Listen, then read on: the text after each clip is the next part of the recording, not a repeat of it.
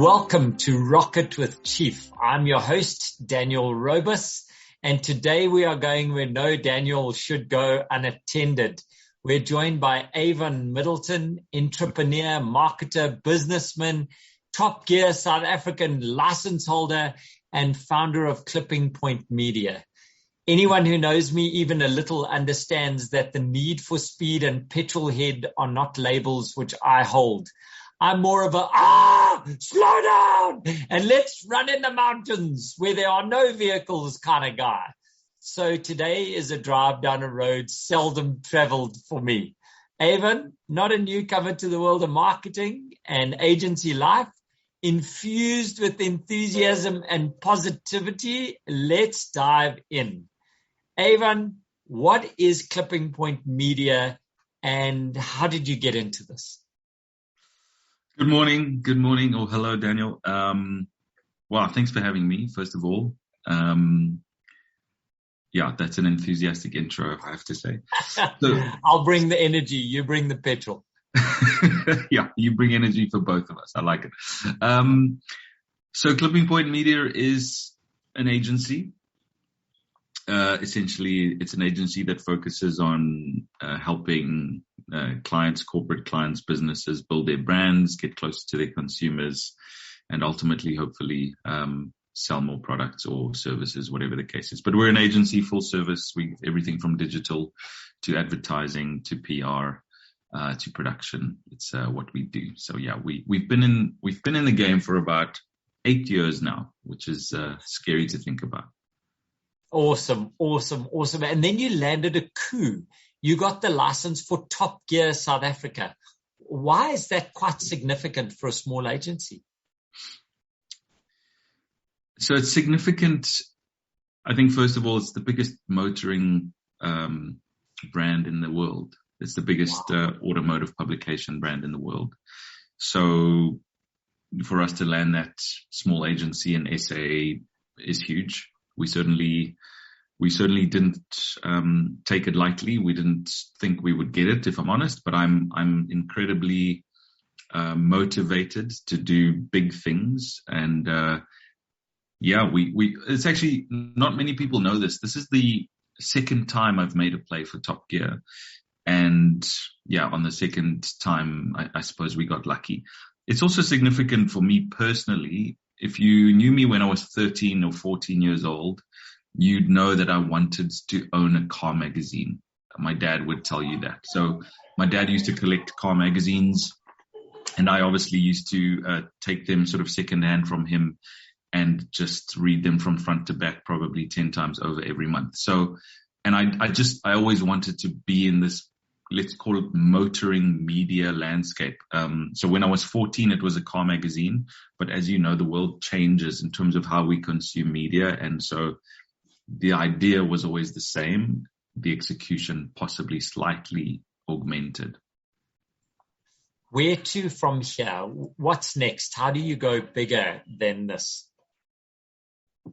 Sure. So I think, getting it is one thing, but actually then running it is entirely another. So we're into our second year with the license, and, we kind of went into it eyes open. I'm sure I don't know if you know this, but we got the license in January 2020. Very excited, big vision and big plans. We were supposed to launch in April 2020, but we all know what happened in March 2020, and the world essentially came to a grinding halt. So we had to pause the launch, but probably 2 months after that, that word we hate to say now, lockdown, I think something like 40 publications closed in the country. So, obviously amid COVID and amid really tough economic times, printing's incredibly expensive. People had to be laid off, and a number of publications closed. And the question I got from many people was, surely you're not going to do this now. This just doesn't make sense at all. But we did it anyway because we felt that we had a lot of reasons to continue with it. We had a lot of motivation to do it. And quite frankly, we were contractually obliged to do it. And so we did it anyway. And so, yeah, we're now 2 years in. And to be frank, 2022 is really for us the yardstick to say whether this is actually working or not. And it's certainly picked up. So in terms of your question, where do we go from here? Well, we go bigger and better. We grow this brand in South Africa to become better than it ever was.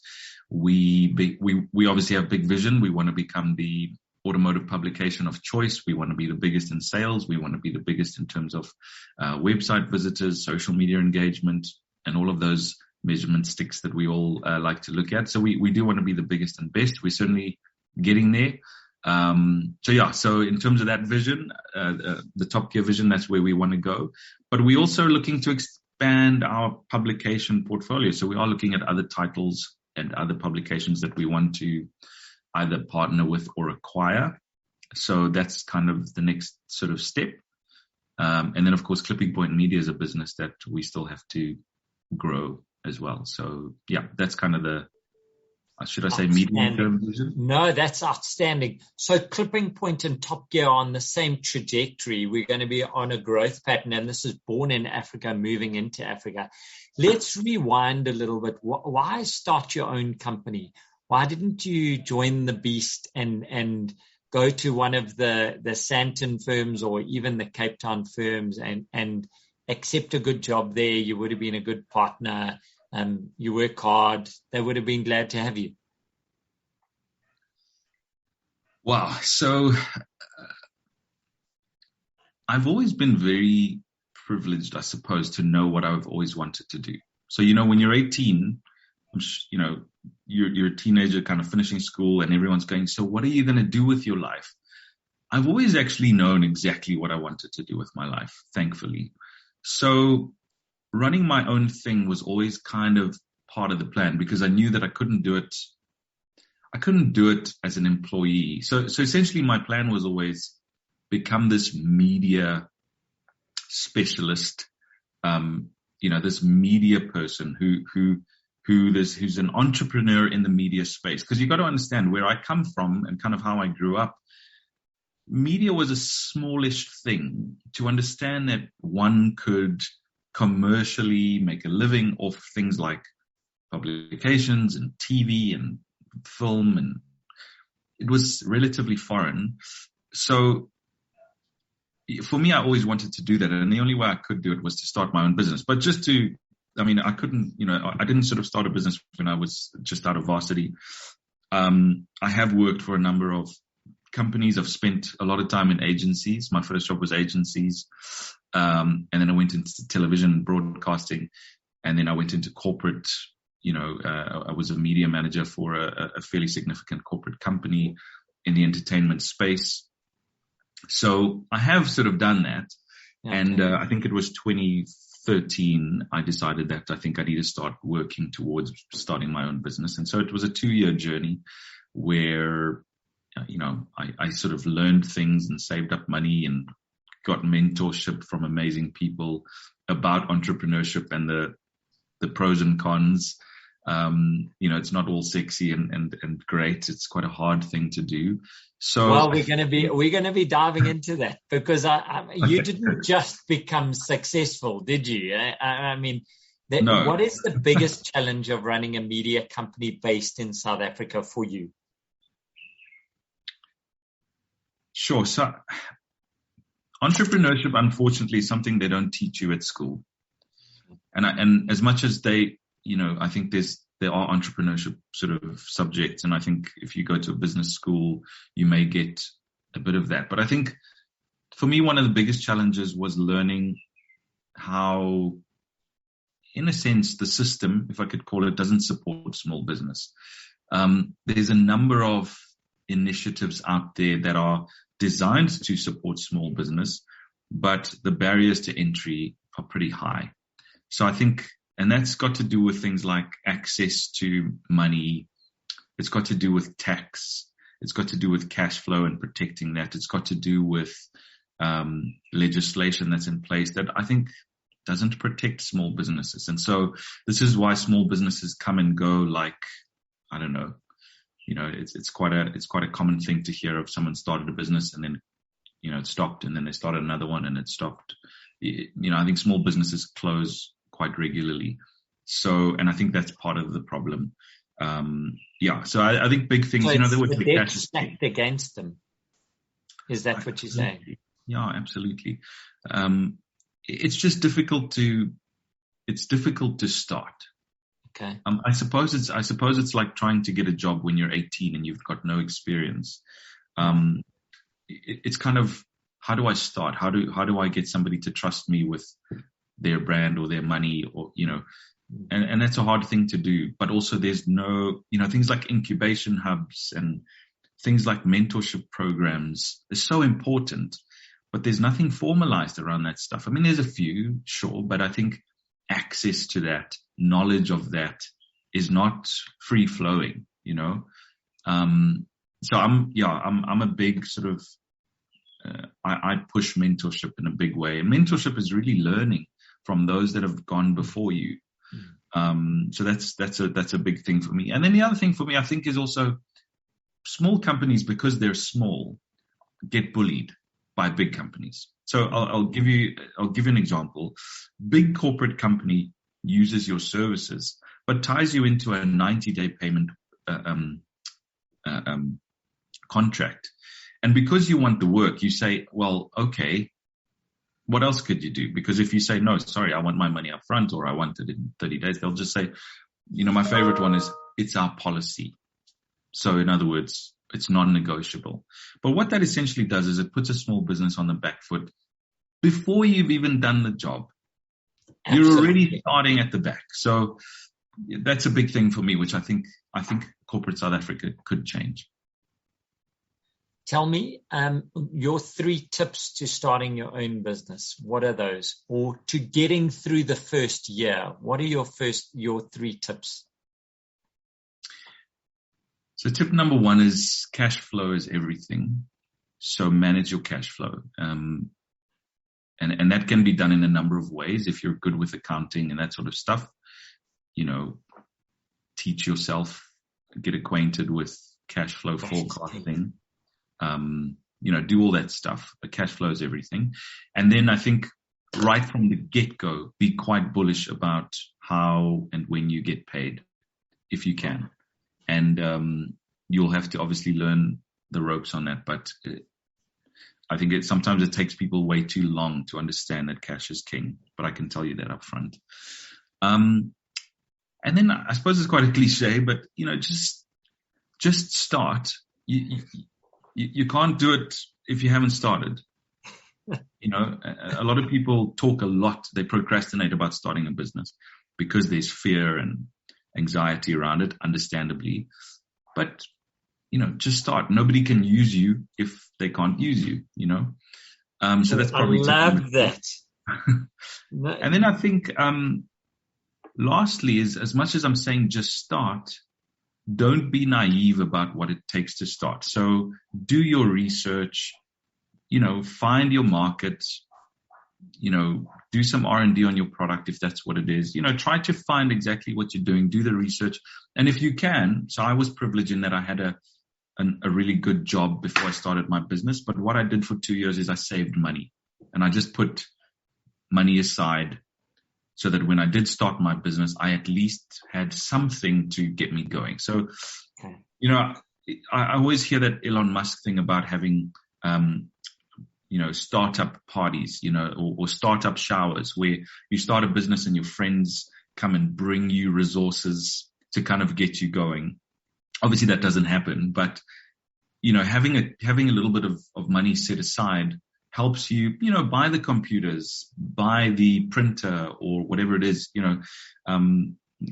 paying an accountant is incredibly important. I'd call that tip number 4, keep an eye on your money. I think a lot of the time people just kind of wing it and don't have a sort of solid hand on their books. Do that, but that costs money. You want a good accounting package that is well set up, costs you money every month.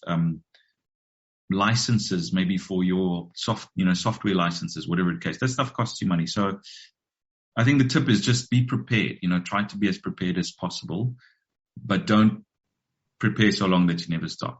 Yes. I really like that. I've taken that as your mic drop. nobody can use you if they can't use you. So when you've set this foundation up, technology obviously plays a role in your environment. What is your go-to apps in your toolbox that make you more effective or efficient than other businesses? Obviously, in my business, what we do is we create. We're creative and we produce a lot of stuff. So we've had to find the most cost-efficient but effective ways of producing. So we're big clients of Adobe, and we use a number of Adobe products, the entire Adobe suite in some way, shape, or form. So we've got everything from Photoshop to Illustrator to video editing programs to Acrobat, the whole work. So that's something I just can't do without. And when they changed it to a sort of license model, I was a little bit like, they've got me in. But it is what it is, and it's a very important tool in our toolbox, and it certainly pays itself off, over time. And then, as I mentioned, accounting is very important. So, we currently use Sage Accounting. I don't know if I can mention that, but yeah, for sure.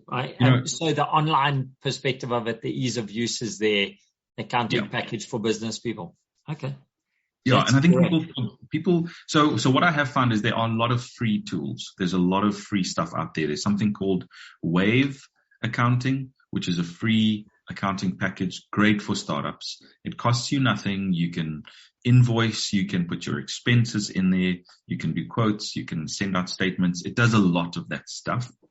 And I would certainly suggest that to small businesses if you can't afford a Sage kind of package.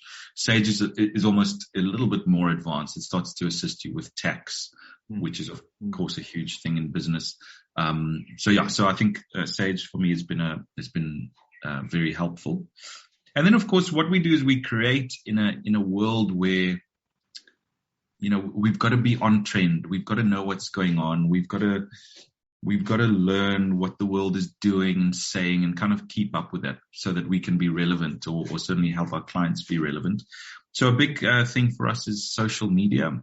We spend a lot of time on social media, but not kind of scrolling through Instagram, liking pictures, but actually just seeing what people are doing, seeing what people are checking. We've got a monthly sort of section in our status meetings as a team where every month one person presents what they think is a new and emerging trend in the world. So obviously the way they do that is they do that by spending a little bit of time on social, spending a little bit of time online or in the news, and just finding out what customers and consumers are doing, obviously within our space.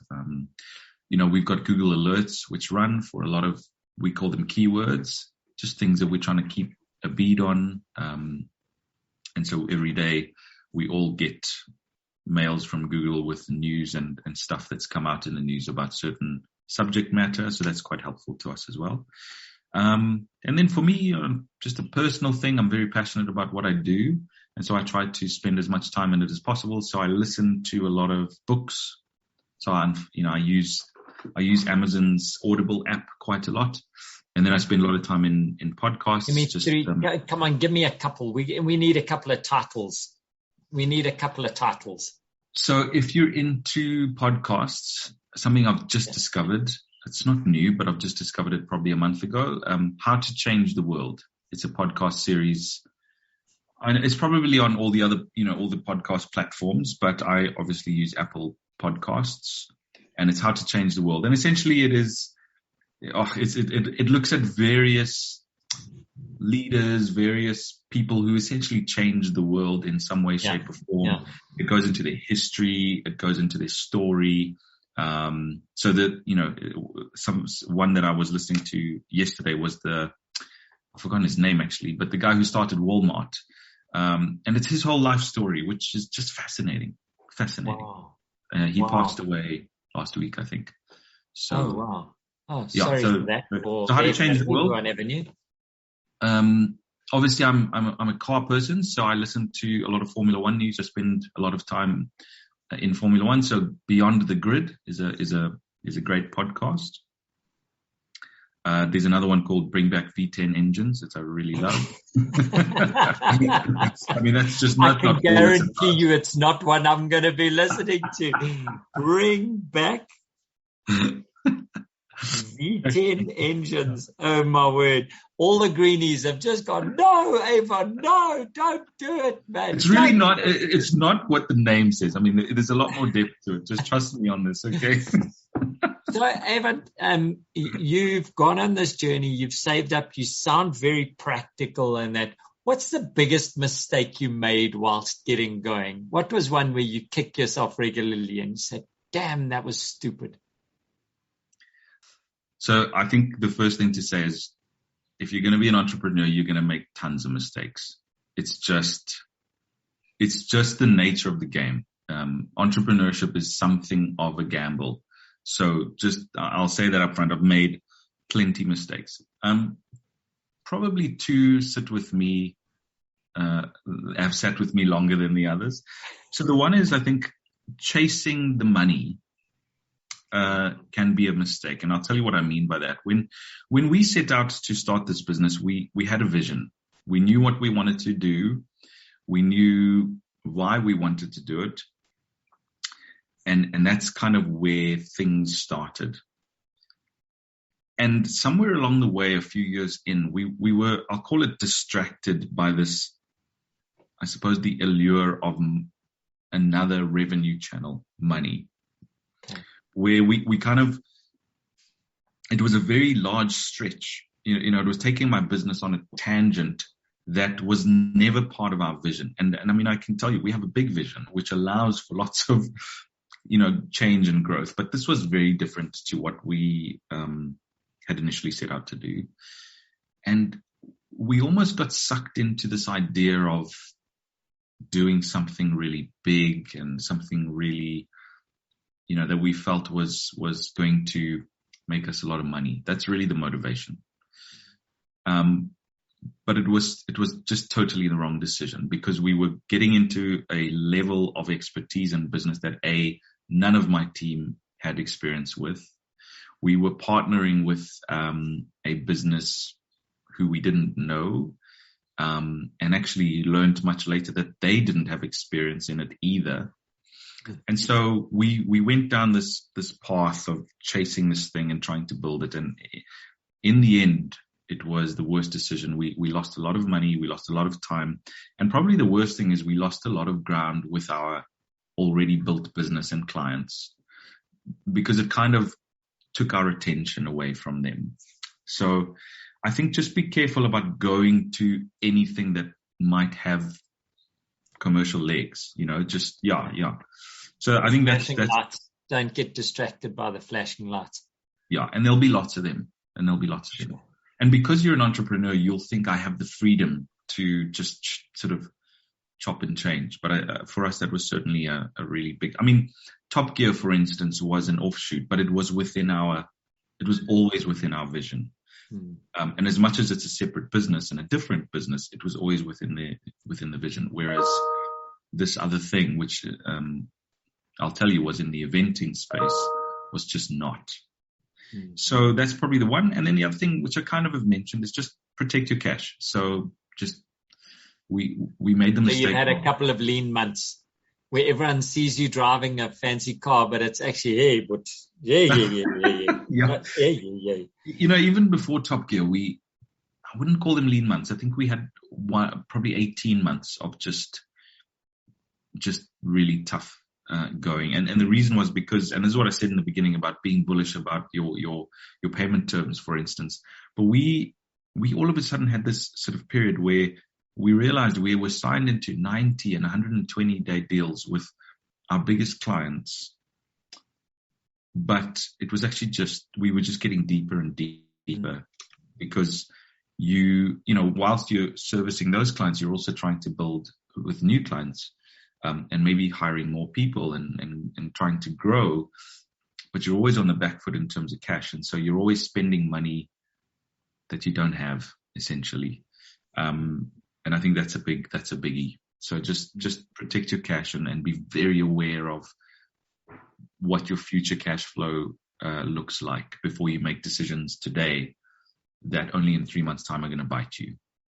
Sure, Avon, there's a lot of wisdom in there. That's really, there's a lot of wisdom in there.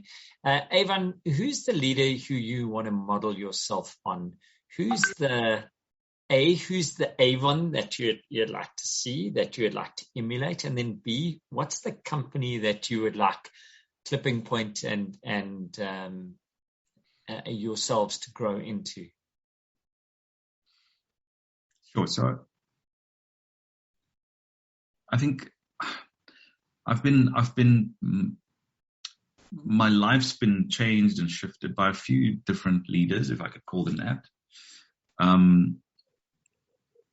The thing with leadership, there's some leaders who are great, and then there's some leaders who are not so great. But you learn so much from both of them.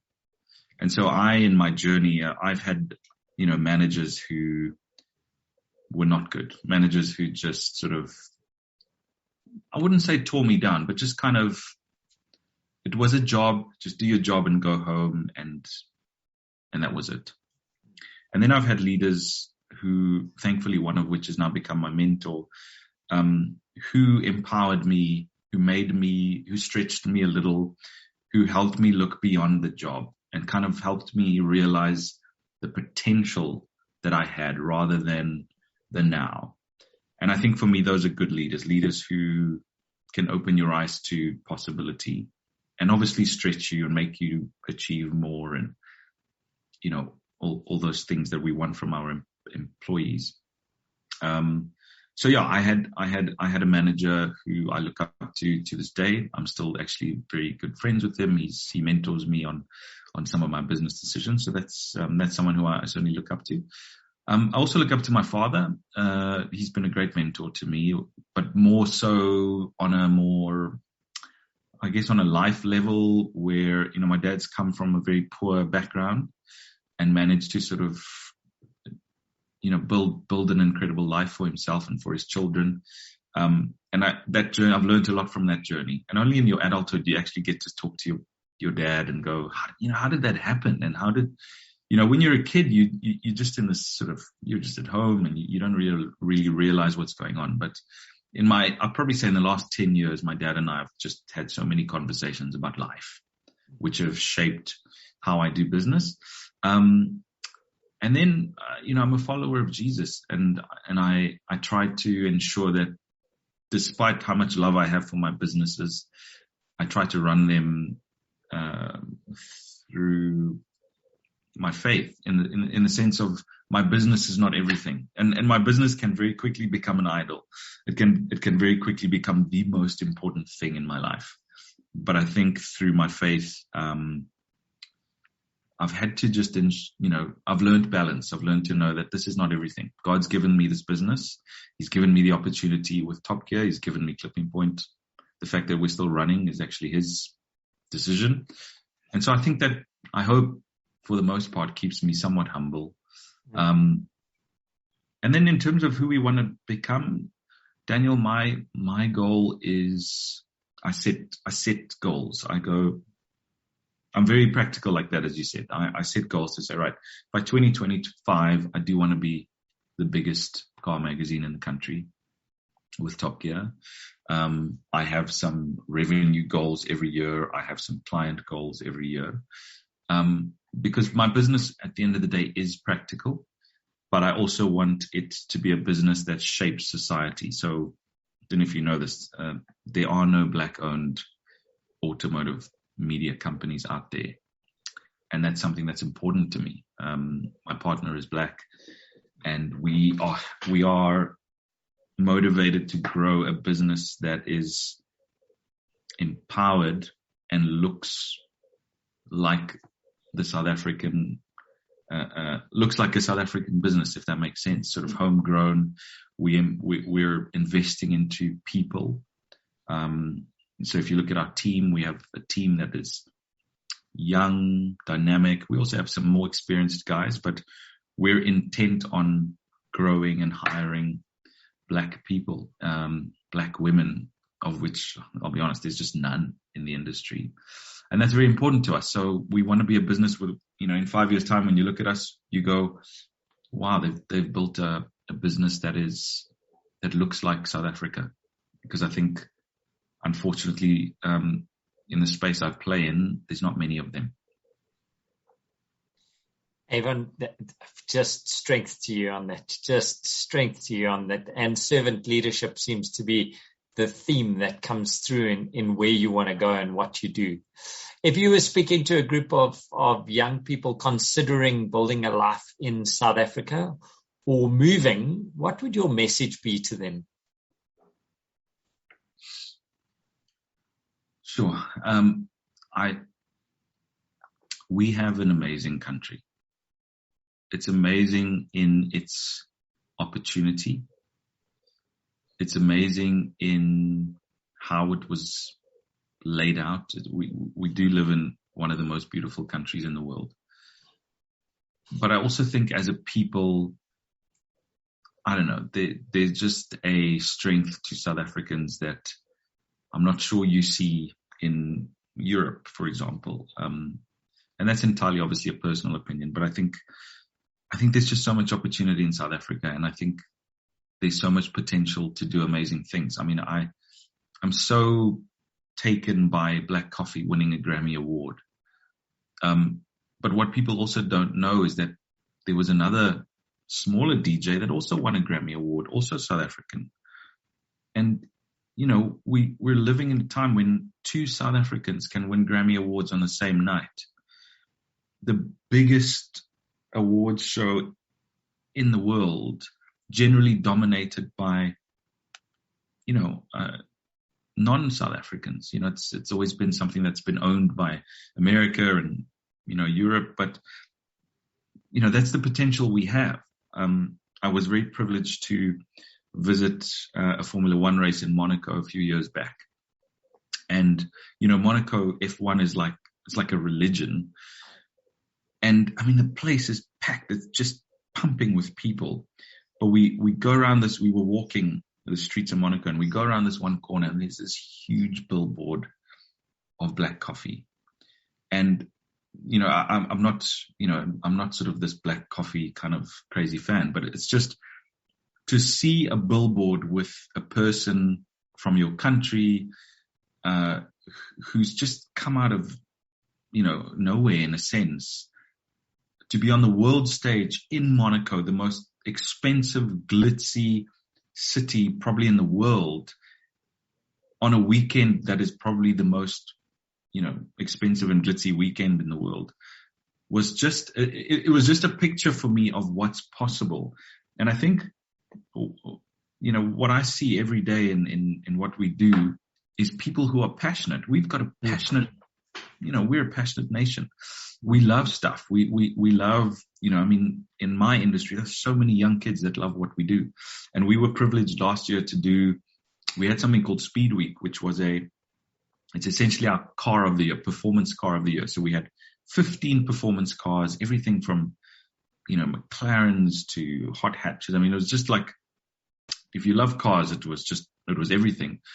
And we had this week where we test these cars to find out what we think is the best. But what we did, which in hindsight was the best decision we ever made, was we partnered with the local government in the Free State, and they brought schools to come and see what we do. And then we did this whole talk around what we do, and, you know, everyone from the cameraman to the photographers to the editor to the drivers.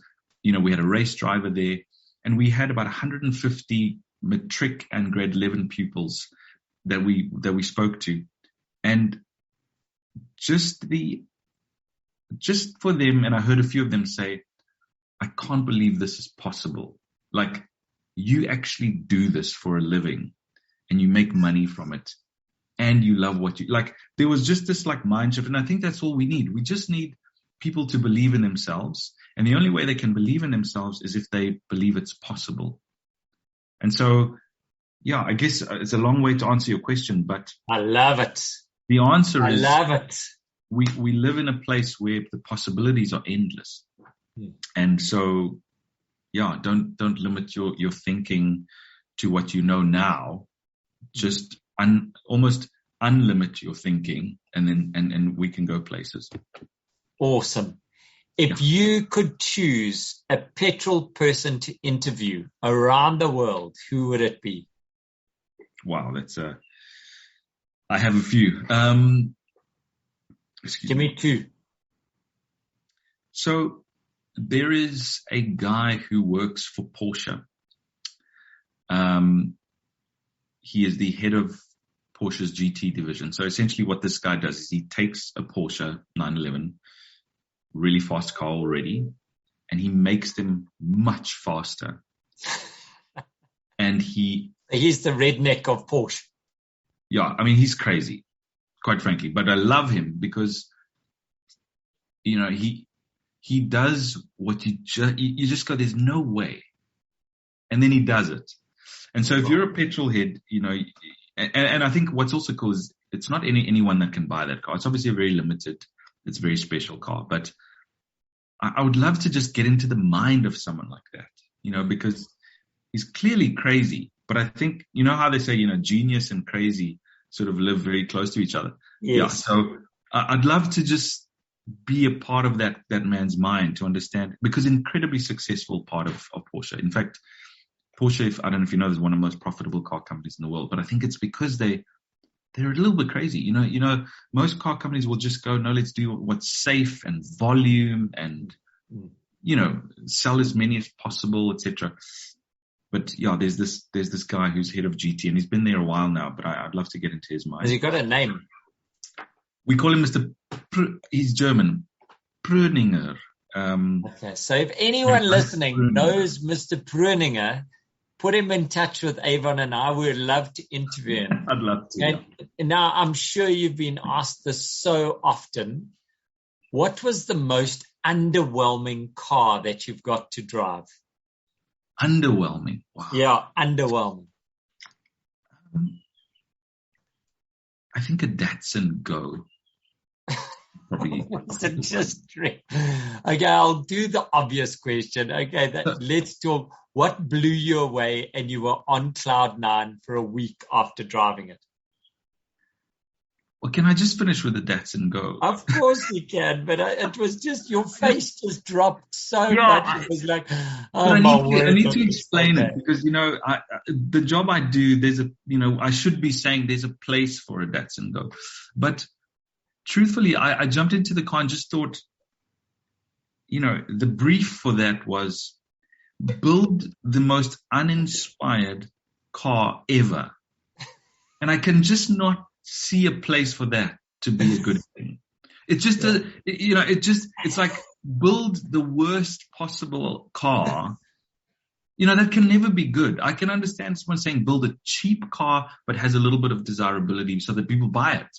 No, the Datsun just felt like whoever briefed it in was just not happy that day. It was perfect. It's the Datsun. Okay, so then the most amazing Datsun was it? Go. The Datsun Go. I'm going to Google that car. We're going to put it on there so that people can see an image. Okay, the obvious question, the easy question. What was the vehicle that you drove?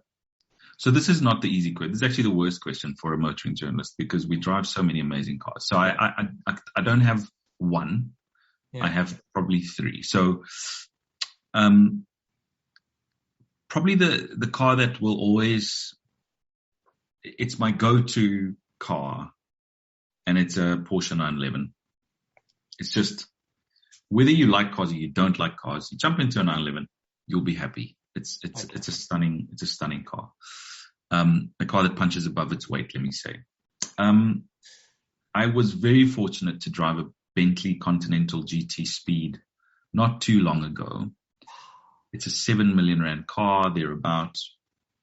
But the guy that handed me the keys said, if you don't come back and say this is the best car in the world, there's something wrong with you.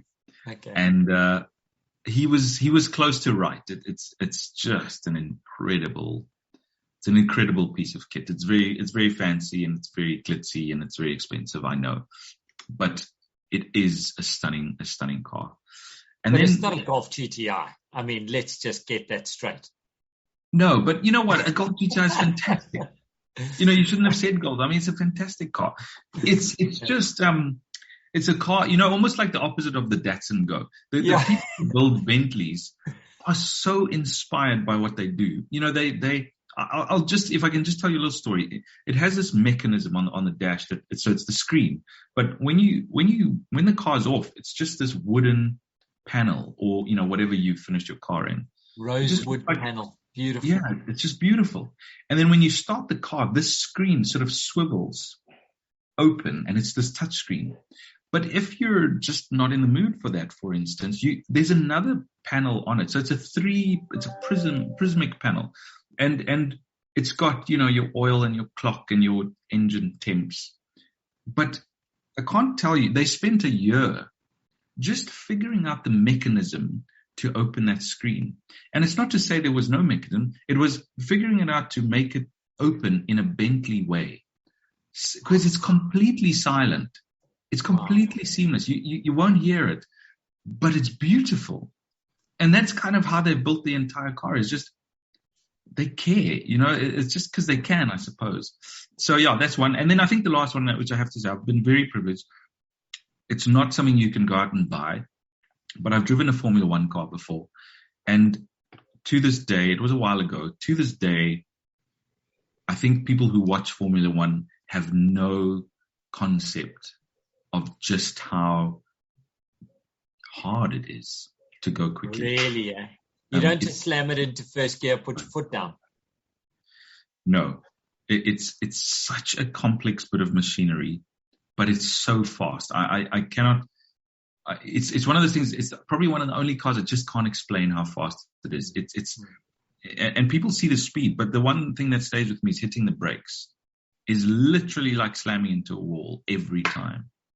It is just violent, just ferocious braking. And I love Formula One, always have. But after I drove the car, I had a lot more respect for those guys because. Yeah, everybody who watches Drive to Survive or whatever the show is about the Formula One just says it's a different world. You've lived that world. That's amazing. Tell me in wrap up, what have we got for Top Gear? What's coming out that you're excited about in the next quarter? What should our listeners be looking for? Sure. So Top Gear turns 1 next month. Top Gear magazine, that is the printed magazine. So Top Gear has digital website, topgear.co.za, and then of course the magazine that goes to shelves nationwide every month. So next month is our anniversary edition. We turn 1, and so we've got some really exciting stuff in there. We've got some reader competitions. We've got stuff for readers to do, which I can't share just yet, but next month it's going to be our birthday bumper edition. You know what? The world has opened up. We have an amazing cover. The mag will go to shelves in 2 weeks' time, Friday. We have an amazing cover. We were given an exclusive trip to Portugal to drive a very special GT4 RS. We were the only publication that drove the car, and just incredible. So I mean, if you love cars, that's it. And then if you're considering this electric life, electric cars are a thing. I was very privileged also to go to France to drive a new BMW electric car that's coming through in the next sort of 4 months or so. So that's featured in the mag as well. Just think of the BMW you may drive right now. Just happens to have an electric motor underneath it, and it's completely silent, and you charge it at home like you plug in your iPhone. So that's coming out. And then I think exciting thing, we're doing a movie premiere for our readers. Top Gun is coming out end of May. If you're a Top Gun fan, just keep your eye on our website and social media channels. But we're doing a movie premiere in partnership with Universal Pictures, and we're going to be inviting some readers to these premieres in Cape Town, Durban, and Joburg. And that'll just be a nice thing for us to hang out with, our readers and get to watch an amazing movie. Top Gun is in my top 5 best films of all time, so we can have a whole chat about Top Gun. You're such a petrol geek. That's fantastic. Avon Middleton, thank you for joining us. When you listen to this podcast or watch this YouTube podcast, folks, those things will have come to pass because Avon is going to be in season 2. I just want to thank you for your time, Avon. I love your tips for starting a business, for running it successfully. I love your view on leadership and servant leadership. And I know that your family is very close to your heart, and being a father and being a husband is important to you. And we just want to honor you for those things and wish you all the best. May you guys go from strength to strength to strength. And life rocks if you let it and you lead it the way you do, Avon. You're an example to a lot of us. So good luck and have an amazing, amazing next season. Thank you, Daniel. I really, really appreciate it. It was a great chat. Thank you.